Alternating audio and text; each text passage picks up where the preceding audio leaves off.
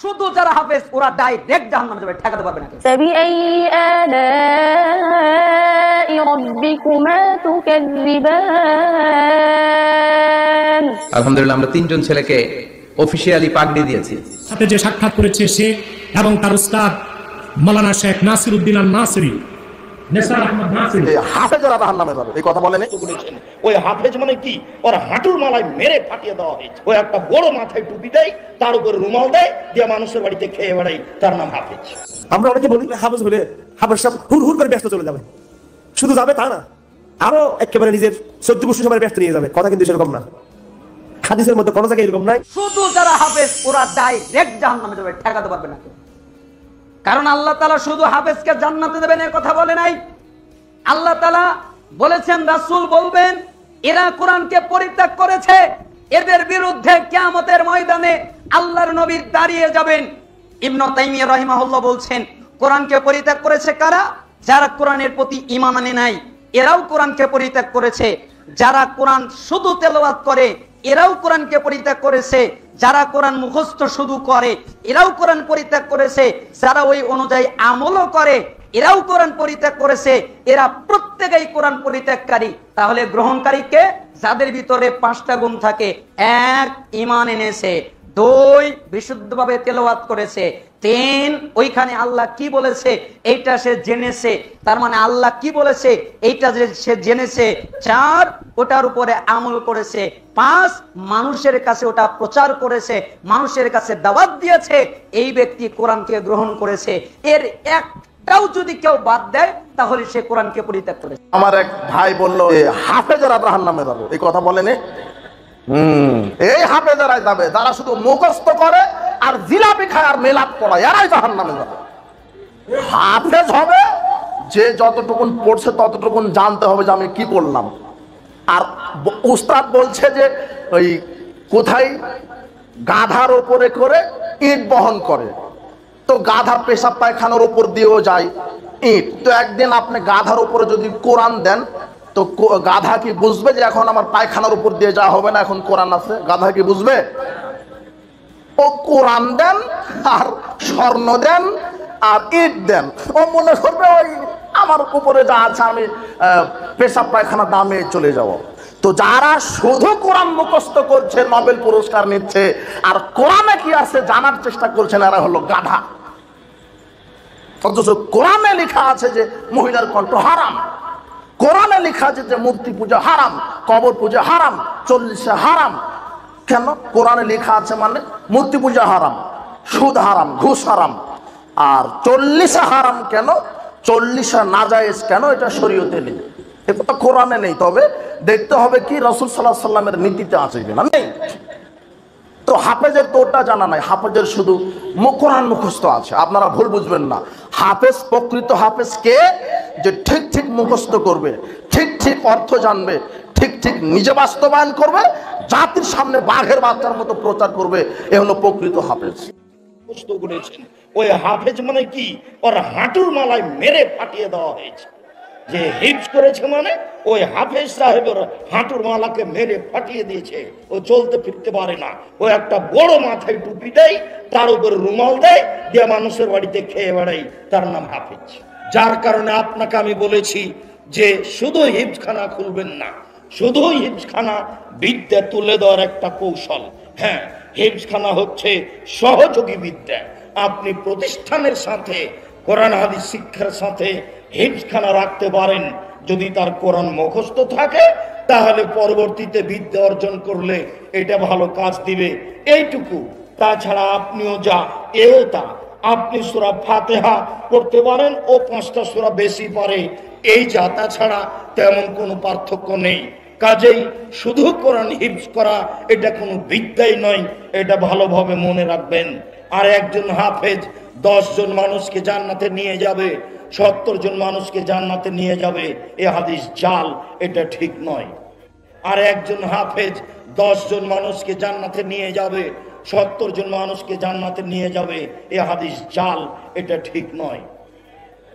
সূরা কাহাফের প্রথম 10 আয়াত পড়েন, তাহলে যে দাজ্জালের ব্যাপারে সকল নবী ভয় দেখিয়েছেন নিজ নিজ সম্প্রদায়কে, আমাদের নবী মুহাম্মদ সাল্লাল্লাহু আলাইহি সাল্লাম তার নিজ সম্প্রদায়কে আমাদেরকে দাজ্জালের ব্যাপারে ভয় দেখিয়েছেন। কাজেই শুধু কোরআন হিফজ করা এটা কোনো বিদ্যাই নয়, এটা ভালোভাবে মনে রাখবেন। আর একজন হাফেজ 10 জন মানুষকে জান্নাতে নিয়ে যাবে, 70 জন মানুষকে জান্নাতে নিয়ে যাবে, এ হাদিস জাল, এটা ঠিক নয়। উহুদের যুদ্ধে 70 জন সাহাবা শহীদ হয়েছে। তো নবীজি সাল্লাল্লাহু আলাইহি সাল্লাম শহীদ 2 জনকে এক কাফনের কাপড়ের মধ্যে রাইখা পেঁচায় কবর দিয়ে দিতেন। সাহাবা 2 জনকে এক কাফনের কাপড়ে পেঁচানোর পর আল্লাহ নবী প্রশ্ন করতেন, আইয়ুহুম আকসারু আখজান লিল কুরআন। আমি যেই 2 জনকে কাফনের কাপড়ের মধ্যে ঢুকাইলাম তাদের মধ্যে কোরআন পারে কে বেশি? সাহাবারা জবাব দিতেন, ফাইদা উশিরা ইলা আহাদিহিমা, হুজুর ওই ব্যক্তি কোরআন পারে বেশি। আল্লাহর নবী হাফেজে কোরআনকে কবরে রাখার সময় প্রাধান্য দিয়ে সুন্দরভাবে আগে রেখে দিতেন। আপনি চিন্তা করেন 2 জন শহীদ, আল্লাহ নবী বলছেন এটা আনা শাহিদুন আলা হাউলা, আমি এই শহীদদের সাক্ষী দিব কিয়ামতের ময়দানে। তো নবীজি এই 2 শহীদকে কবর দেওয়ার সময় জিজ্ঞাসা করে হাফেজে কোরআন কোনটা, ওইটার আগে প্রাধান্য দেন। তাহলে হাফেজে কোরআনের দাম আছে না নাই? আর আল্লাহর পরিবার, সাহাবারা প্রশ্ন করলেন, মান হুম ইয়া রাসূলুল্লাহ, আল্লাহর পরিবার আবার কারা? আল্লাহর নবী জবাব দিলেন, আহলুল কোরআন হুম আহলুল্লাহ ওয়া খাসাতুহু, যারা কোরআনওয়ালা তারা আল্লাহর পরিবারভুক্ত হয়ে যায়। শুধু তাই নয়, তারা আল্লাহর বিশেষ আস্থাভাজন হয়ে যায়। আপনাদের মাঝে যারা বেশি কোরআন পড়বেন আপনারা আল্লাহর পরিবারের সদস্য হয়ে যাবেন। আচ্ছা, এই হাদিসটা হলো আপনার ইবনে মাজার 215 নম্বর হাদিস। এই যেটা বললাম 9 নম্বর মর্যাদা, আবু দাউদ শরীফের 4843 নম্বর হাদিস। মনে রাখবেন 3 ব্যক্তিকে সম্মান করা। বলেন কয় ব্যক্তি? ইন্না মিন ইজলালিল্লাহ ইকরামাজিশ শাইবাতিল মুসলিম ওয়া হামিলিল কোরআন ওয়া ইকরামাজিস সুলতানিল মুকসিত। রাস্তা দিয়ে হাঁটতে কষ্ট হয়, আপনি সম্মান করলেন। বাজারে যাওয়ার সময় ব্যাগটা নিতে কষ্ট হইতেছে, আপনি ব্যাগটা নিলেন। তো নবীজি বলেন 1 নাম্বার সাদা দাড়িওয়ালাদেরকে সম্মান করা, 2 নাম্বার ওয়া হামিলিল কোরআন, কোরআনওয়ালাকে সম্মান করা, 3 নাম্বার ওয়া ইকরামাদিস সুলতানিল মুফসিদ, ন্যায়পরায়ণ শাসককে সম্মান করা। এই 3 জনকে সম্মান করা মানে আল্লাহকে সম্মান করা। আমার সন্তান যদি হাফেজ হইল আর যদি ধরে রাখতে পারলো, কিতাবে পাওয়া যায় ওই সন্তানকে প্রথম স্বাগত জানাবে 490 কোটি ফেরেশতা। আল্লাহ হাফেজের জন্য একটা শহর তৈরি করবে, শহর। ইন্না ফিল জান্নাতি লানাহরা ইউকালু লাহু রায়্যান ফিহি মাদিনাতুম মিন মারজান লাহু 70,000 বাবান আলা কুল্লি বাবিন 70,000 মালাইকাতান লিহাফিজিল কোরআন। প্রত্যেক গেটে 70,000 ফেরেশতা থাকবে। 70,000 গেট পার হওয়ার পরে হাফেজ ওই শহরের ভিতরে ঢুকবে। প্রত্যেক গেটে 70,000 ফেরেশতা স্বাগত জানাবে, খালি হাতে না, উপটুকুন নিয়া, আর বলবে হাদা কেরামাতান লিল কোরআন, এটা কেরামতের সম্মানার্থে তোমাকে দেওয়া হইলো। মা বাবা যখন ঢুকবে ওই শহরে, 490 কোটি ফেরেশতা সেলুট দিবে, সেলুট। জীবন গড়া বিষয়, কার ছেলে এটা বিষয়, শিখা বিষয়, জানা বিষয়। যদি কথা বুঝে আইসা থাকে, আসেন আজকের থেকে প্রতিজ্ঞা করি জীবন গড়া যাবো, এছাড়া যাবো। বুখারীর প্রথম হাদিস, প্রথম সবকই নিয়তেই গুটি লাল। বোঝেন আমার কথা, বোঝেন? নিয়তেই গুটি লাল। এই উম্মত নিয়ত করলেই গুটি লাল হয়ে যাবে। এই জন্য শিখাইছেন ইন্নামাল আমালু বিন্নিয়াত, নিয়ত করেন না যে জীবন গড়েই যাব। একজন হাফেজে কোরআনের মর্যাদা কি এবং আমাদের সন্তানদেরকে আমরা কিভাবে হাফেজ বানাতে পারি? খুব সুন্দর একটি প্রশ্ন। হাফেজে কোরআনের মর্যাদা অনেক বেশি। আল্লাহ রাব্বুল আলামিন কোরআনে হাকিমে বলেছেন, ইন্না নাহনু নাযালনা যিকরা ওয়া ইন্না লাহু লাহাফিজুন, নিশ্চয়ই আমি কোরআন নাজিল করেছি আর এই কোরআনকে আমি হেফাজত করব, সংরক্ষণ করব। তো আল্লাহ তাআলা কোরআন সংরক্ষণ করে থাকেন আল্লাহর বান্দাদের পক্ষে কোরআনকে হিফজ করার তৌফিক দেওয়ার মাধ্যমে। জেনারেশনকে জেনারেশন, এক পক্ষ থেকে আরেক পক্ষ, এভাবে হতে হতে কিয়ামত পর্যন্ত কোরআন পৃথিবীতে টিকে আছে, টিকে থাকবে। তো এই প্রক্রিয়ার অংশ কেউ যদি হতে পারে, তাহলে তার মানে হলো আল্লাহ তাআলার কোরআন সংরক্ষণের যে ওয়াদা আছে, সে ওয়াদা বাস্তবায়নের যে প্রক্রিয়া আছে, সেই প্রক্রিয়ায় আল্লাহ তাআলা তাকে ইউজ করছেন, ব্যবহার করছেন। এটি সন্দেহাতীতভাবে তার মর্যাদা যে অনেক বেশি এবং আল্লাহ তাআলা যে তাকে কবুল করেছেন এই কাজের জন্য, সেটা পরিষ্কারভাবে বোঝা যায়। নবী করিম সাল্লাল্লাহু আলাইহি সাল্লাম মুসলিম বর্ণিত হাদিসে বলেছেন, ইন্নাল্লাহা ইয়ারফা'ু বিহাযাল কিতাবি আকওয়ামা ওয়া ইয়াদউ বিহি আখারিন। নিশ্চয়ই আল্লাহ রাব্বুল আলামিন এই কোরআনের মাধ্যমে অনেক মানুষের মর্যাদা বাড়িয়ে দেন যারা কোরআনকে সেভাবে আঁকড়ে ধরে। আর এই কোরআনের প্রতি অবহেলা, অবজ্ঞা ইত্যাদির কারণে অনেক জাতিকে আল্লাহ তাআলা অবনতির চরম সীমায় পৌঁছে দেন। তো এই জন্য কোরআনের সাথে যার সংশ্লিষ্টতা যত বেশি হবে, সে আল্লাহর কাছে তত বেশি মর্যাদা পাবে। কোরআন কারীমের হিফজ যারা করবে, যারা হাফেজে কোরআন হবে, তাদের মর্যাদা সম্পর্কে অনেকগুলো হাদিস বর্ণিত হয়েছে। তবে একটি মর্যাদা হলো যে যিনি কোরআন কারীমের হাফেজ হবেন, সেই সাথে কোরআনের মর্ম বোঝার ব্যাপারটিও তার মধ্যে থাকবে। সাধারণ ইমামতি করার জন্য অন্য যে কোনো মানুষের চাইতে সে অগ্রাধিকার পাবে, অগ্রগণ্য হবে।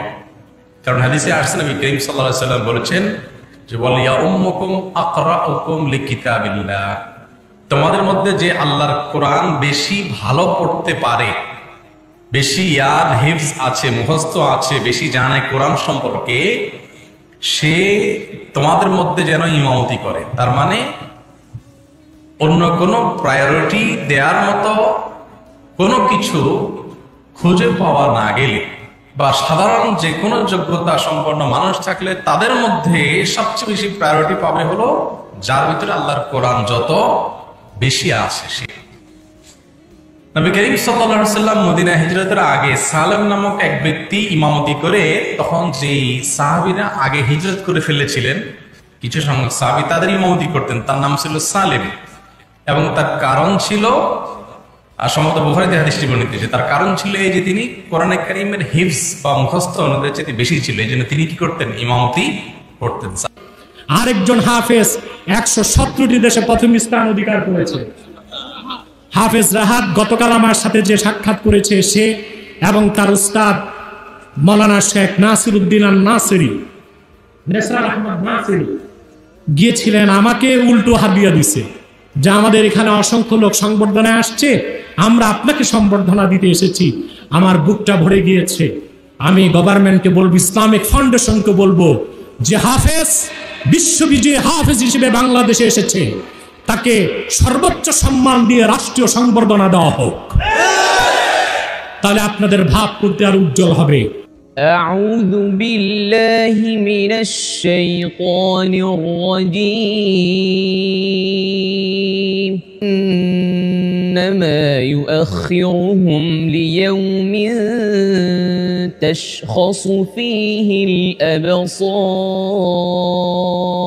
ভুল ধারণা আছে, আমরা অনেকে মনে করি যারা হাফেজ বা যারা তাহফিজ সেন্টারে পড়ছে তারাই শুধু কোরআন মুখস্থ করবে, আমরা করব না।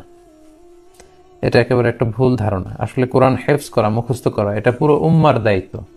It's a responsibility for the entire উম্মাহ, পুরো উম্মার দায়িত্ব এটা। যারা তাহফিজ সেন্টারে পড়ছে ফুল টাইম, হ্যাঁ, তারা হয়তো 30 পারা মুখস্থ করছে, আমার অন্তত 10 পারা বা 5 পারা বা 3 পারা করা উচিত, বা সিলেক্টেড সূরা অফ দ্য কোরআন, কোরআনের সিলেক্টেড সূরাগুলো মুখস্থ করা উচিত। অংশ কিংবা বিশেষ কিছু সূরা মুখস্থ করার পরিকল্পনা যেন আজকে রাত থেকে আমরা করি, থেকেই যেন আমরা আমাদের প্ল্যান প্রোগ্রাম সব সেরে ফেলি। বিশেষ করে আমাদের ছোট্ট সোনামণিদেরকে জুজ আম্মা, অর্থাৎ কোরআনের শেষতম পারার যে সূরাগুলো আছে, এই সূরাগুলোর মধ্যে থেকে ছোট্ট ছোট্ট সূরাগুলো কিন্তু আমরা রমাদানে মুখস্থ করাতে পারি। বিশেষ করে 3-4 বছর যে বাচ্চাদের বয়স, বা 5 বছর, যাদের মুখে সবেমাত্র বোল ফুটেছে, এখন একটু একটু করে কথা বলতে পারে, তাদেরকে আমরা সূরাতুল ফিল থেকে শুরু করে সূরা নাস, অর্থাৎ আলাম তারা থেকে কুল আউযু বিরাব্বিন নাস, এই 10টি সূরা কিন্তু আমরা হাসির ছলে, কথা বলতে বলতে, গল্প করে করে কিন্তু আমরা শিখিয়ে ফেলতে পারি। 7-8 বছর, 9 বছরে যে সমস্ত বাচ্চারা পা দিয়েছে, তাদেরকে আরেকটু বড় সূরা, সূরা জিলজাল, সূরা তিন, সূরা দোহা, আমরা এগুলো মুখস্থ করাতে পারি।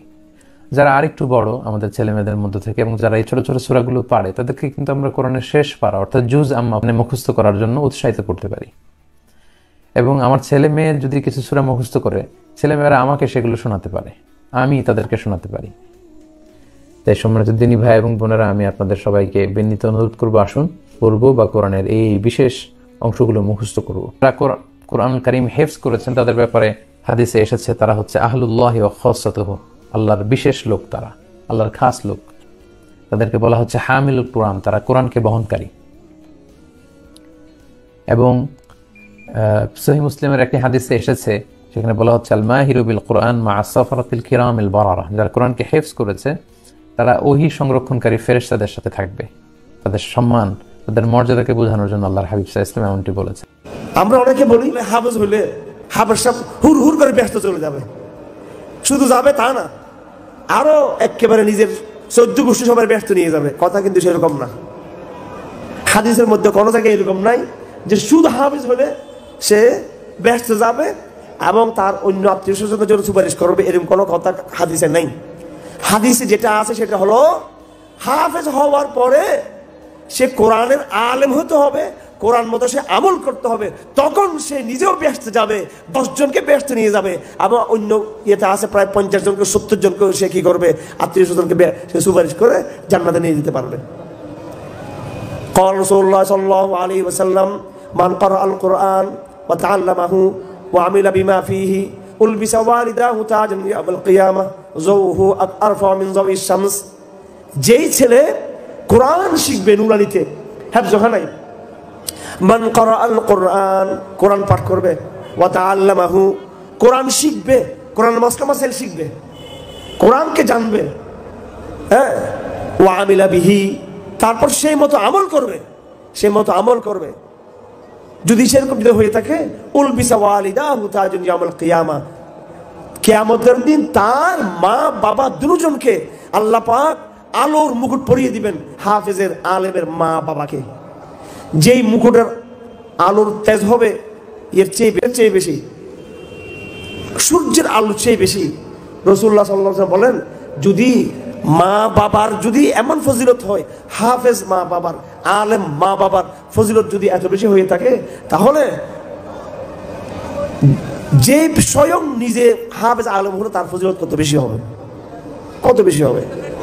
খায়রুকুম মান তাআল্লামাল কোরআন ওয়া আল্লামাহু, এটা আমরা সবাই জানি। কোরআনের ইলম যে চর্চা করবে সবচেয়ে উত্তম আল্লাহ পাক রাসূলুল্লাহ সাল্লাল্লাহু আলাইহি হাদিসে বলে দিয়েছেন। তো অভিভাবকদের প্রতি আমার অনুরোধ থাকবে, আপনারা নিজেরা আলেম হতে পারেন নাই, নিজেরা শরীয়তকে আপনারা বুঝতে পারেন নাই, আপনাদের হাতে এখন সুযোগ আছে। আপনারা নিজেদের সন্তানদেরকে মাদ্রাসায় দিয়ে, মাদ্রাসায় পড়িয়ে, তাদেরকে কোরআন শিক্ষা দিয়ে, কোরআনের আলেম বানিয়ে 3টা জিনিস: প্রথম কোরআনটাকে পাঠ করা, 2 নম্বর কোরআনের মাসলা মাসাইল শিখা, 3 নম্বর হলো সে মতো আমল করা। হাদিস শরীফ আছে হাফেজদের ব্যাপারে, যারা নিজের আত্মীয় স্বজনকে সুপারিশ করে নিয়ে যাবে জান্নাতে। শব্দ আছে এরকম, ফাস্তাযহারাহু ফাআহাল্লা হালালাহু ওয়া হারামা হারামাহু, সে এমনভাবে কোরআনকে ধারণ করেছে, হালালকে হালাল জানে, হারামকে হারাম জানে, তখন সে সুপারিশ করতে পারবে। এবং রাসূলুল্লাহ সাল্লাল্লাহু আলাইহি ওয়াসাল্লাম হাদিস শরীফে বলেছেন যে লা হাসাদা ইল্লা ফি ইসনাইন, সমাজের মধ্যে মানুষ পরস্পরকে হিংসা করে ক্ষমতার কারণে। ওর ক্ষমতা বেশি, ওর টাকা পয়সা বেশি, ওর ছেলে মেয়ে শিক্ষিত বেশি, ও সুন্দর বেশি, ওর গাড়ি আছে, ওর বাড়ি আছে, হ্যাঁ, ওর বউটা খুব সবচেয়ে সুন্দর, হ্যাঁ, এইভাবে নানান কারণে সমাজের মধ্যে, পাড়ার মধ্যে, মহল্লার মধ্যে একটু হিংসা লাগে যায় মানুষের। একজনকে কোনো দিকে উপরে দেখলে হিংসা লাগে। রাসূলুল্লাহ বলেছেন হিংসা করিও না কেউকে। হ্যাঁ, 2 জায়গায় তোমরা হিংসা করতে পারবা, জেলাসি করতে পারবা। 2 জায়গার মধ্যে তোমার উচিত হিংসা করে তার মতো হওয়ার চেষ্টা করা বা তার চেয়ে বেশি হওয়া। একজন হলো ওই ব্যক্তিকে, যে ব্যক্তিকে আল্লাহ মাল দৌলত দিয়েছেন, সে মাল দৌলতকে সারা দিন রাত আল্লাহর রাস্তায় ব্যয় করে, তাহলে তুমি তাকে হিংসা করে তার মতো হওয়ার চেষ্টা করো, তার চেয়ে বেশি হওয়ার চেষ্টা করো। রাজুলুন আতাহুল্লাহুল মাল ফাসাল্লাতাহুল্লাহু আলা হালাকাতিহি, তাকে আল্লাহ মাল দিয়েছেন, তারপর সেই মালগুলো আল্লাহর রাস্তায় ব্যয় করতেছে, তুমি তাকে হিংসা করে, ঈর্ষা করে তার মতো হওয়ার চেষ্টা করো। 2 নম্বর ব্যক্তি ওই ব্যক্তি যে ব্যক্তিকে আল্লাহ পাক কোরআনের ইলম দিয়েছে, কোরআনের হেফজ করার তৌফিক দিয়েছে, কোরআনের মাসলা মাসাইল সে জানে, সে রাতের বেলায় সে দাঁড়িয়ে দাঁড়িয়ে কি করে, কিয়ামুল লাইল করে কোরআন শরীফ পড়ে। হাফেজ ছেলে তারাবির নামাজ পড়াচ্ছে, এবং রাতের বেলায় দিনের বেলায় এসে কি করে মানুষকে দিন মাসলা মাসাল শিক্ষা দিচ্ছে। এরকম আলেম যে প্রত্যেক রাত যে দাঁড়িয়ে দাঁড়িয়ে মুখস্থ কোরআন শরীফ তেলাওয়াত করবে নামাজের মধ্যে, তাহাজ্জুদের নামাজের মধ্যে, এবং দিনের বেলায় সে কোরআনের বয়ান করবে, কোরআনের তালিম দিবে, কোরআন শিক্ষা দিবে, তুমিও তার সাথে হিংসা করো, তার মতো হওয়ার চেষ্টা করো। এই দুটো ছাড়া অন্য কোনো বিষয়ে মানুষের সাথে বাড়াবাড়ি করিও না, হিংসা বিদ্বেষ দেখাইও না তোমরা। লোভ দিয়েছেন রাসূলুল্লাহ আমাদেরকে, আমাদের মনে কি সেটা আছে? নাই আমাদের মধ্যে। তো সেজন্য দুটো কথা, যারা আপনাদের ছেলে সন্তান আছে তাদেরকে আপনার ভালো করে আলেম বানানোর চেষ্টা করেন। যারা মাদ্রাসা কর্তৃপক্ষ আছে তাদের উচিত হলো শুধু গতানুগতিক হেফজখানা না করে আমলওয়ালা, আমলদার হেফজখানা বানানো, কোনো রকমের কোনো ত্রুটি যাতে না থাকে। এইভাবে ছোটবেলা থেকে কি করা, তাদেরকে আমলদার বানানো। আমি আজকে এখানে আসার আগ মুহূর্তে আমার মেয়ে আফিফা খান, ও একটা সুন্দর চমৎকার একটা দেখাইলো আমাকে, জায়নামাজ। এটা একটু খুব মানে একদম কারো মানে সুন্দর গতানুগতিক যে জায়নামাজ সেরকম না আর কি, একটু ভিন্ন টাইপের। তাই বললাম তোমাকে কে দিয়েছে? বলছে আপু নিয়ে এসেছে, মানে আমার বড় মেয়ে অর্ডার করতে করতে কেমনে নিয়ে আসছে। যাই হোক, তো ছোট্ট একটা জায়নামাজ, মেয়েদেরকে জায়নামাজ কিনে দেওয়া, ছোট্ট মেয়ে, আমার 6 বছর মেয়ে, ওদেরকে একটা ওড়না কিনে দেওয়া, নামাজের সাথে সময় তাকে দাঁড় করানো।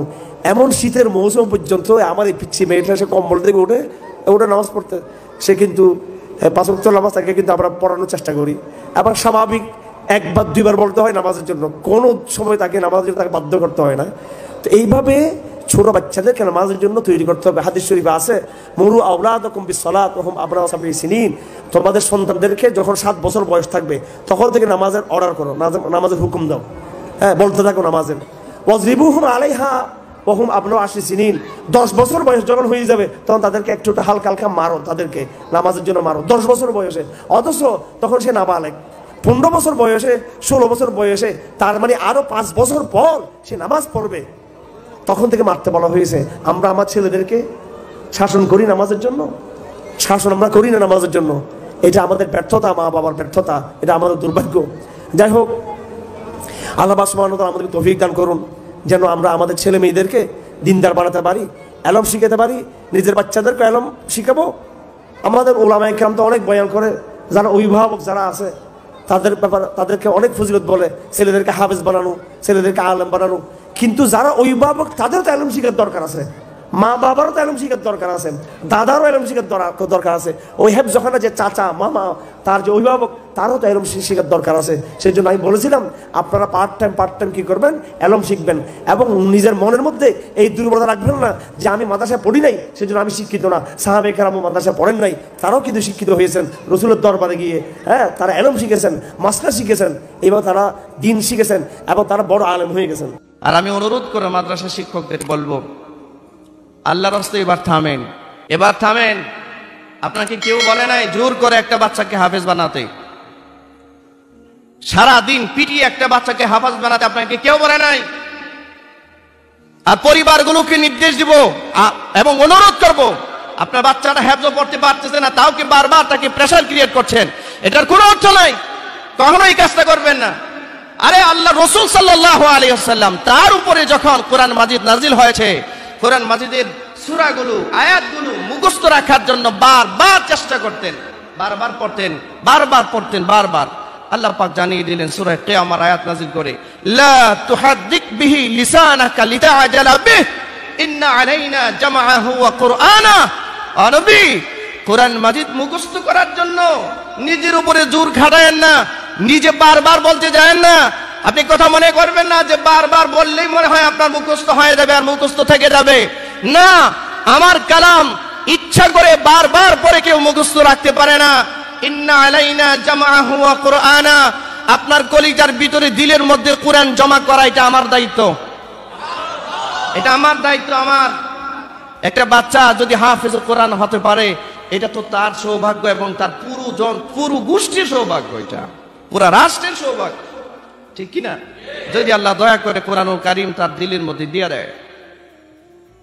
কিন্তু একটা বাচ্চাকে প্রেসার করে, পিটি, জন্মের মতো আঘাত করে, নির্যাতন করে, পায়ের শিকল দিয়া বেঁধে তারপরে আপনি তাকে কোরআন শিক্ষা দিবেন, এই জাতীয় শিক্ষার কোনো গ্রহণযোগ্যতা শরীয়তে ইসলামে নাই, কোনো গ্রহণযোগ্যতা নেই।